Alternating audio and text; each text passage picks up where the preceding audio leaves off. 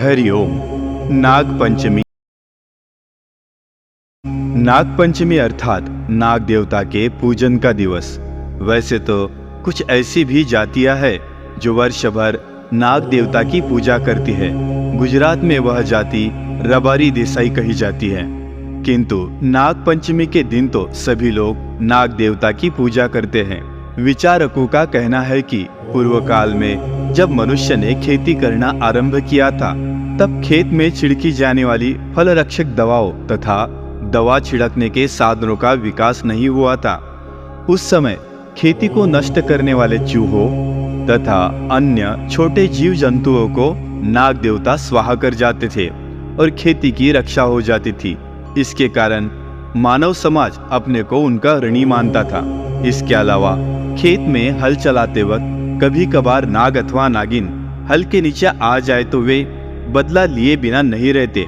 ऐसी परंपरागत कथा वार्ता सभी सुनते आए हैं। इसलिए सांप के वैर से बचने के लिए मनुष्य ने एक दिन उनकी पूजा करने का विधान किया गया। वही दिन नागपंचमी कहलाता है। वेद की ऋचा में भी सर्प की स्तुति आती है। भगवान शिव जी के आभूषण तो सर्प है ही, और गणपति जी भी सर्प को धारण करते हैं। लक्ष्मण जी और बलराम जी को शेषावतार माना जाता है। नागों में वासुकी नाग और शेष नाग अपने आत्मदेव को जानते हैं, अतः उनकी पूजा होती है। पुराणों में आता है, राजा परीक्षित की मृत्यु तक्षक नाग के डसने से हुई थी। परीक्षित के पुत्र जन्मेजय को हुआ कि पिता को मारने वाले शत्रु से यदि बदला न लिया जाए तो मैं पुत्र किस बात का। उसने ब्राह्मणों से सर्प यज्ञ आरंभ करवाया। मंत्र का उच्चारण करके यज्ञ में आहुतियां दी जाने लगी। सर्प खींच खींच कर हवन कुंड में गिरने लगे। तक्षक नाग को मंत्र शक्ति के प्रभाव का पता चला, तब उसने इंद्र की शरण ली। इंद्र ने तक्षक की रक्षा के लिए ऋषियों से प्रार्थना की। तब बृहस्पति जी के समझाने से जन्मेजय ने सर्प यज्ञ बंद करवाया। इस प्रकार अलग अलग देशों में, राज्यों में, प्रांतों में, जातियों में नाग पंचमी के संबंध में अलग अलग कथाएं प्रचलित है, जो मनुष्य को अपने दंश से यमपुरी पहुंचा देने में समर्थ है। ऐसे सर्प के प्रति भी मानव के चित्त में द्वेष न रहे। मनुष्य उससे डरे नहीं, वरन भय तथा द्वेष जिस प्रभु की सत्ता से दिखते हैं, वही प्रभु सर्प में भी है।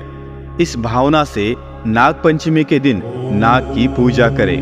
नागपंचमी को मनाने का ऐसा आशय भी हो सकता है, और तत्व की दृष्टि से देखा जाए तो यह सही भी है। भगवान श्री कृष्ण ने श्रीमद् भगवद गीता में कहा है, ईश्वरः सर्वभूतानां हृदयेश अर्जुन तिष्ठति भ्रामयन् सर्वभूतानि यंत्ररूढ़ानि मायया। शरीर रूपी यंत्र में आरूढ़ हुए संपूर्ण प्राणियों को अंतर्यामी परमेश्वर अपनी माया से उनके कर्मों के अनुसार भ्रमण कराता हुआ सब प्राणियों के हृदय में स्थित है। भगवद गीता अध्याय 18 श्लोक 61। जो हमें डस कर मार सकते हैं, ऐसे सर्प में भी भगवान को देखने की प्रेरणा इस उत्सव से मिलती है। कैसी सुंदर व्यवस्था है हमारे सनातन धर्म में, जिससे मौत जीवन में, द्वेष प्रेम में और मनमुक्ता मुक्तिदायी विचारों में बदल सकती है। ऋषि प्रसाद, अगस्त 2002। हरिओम।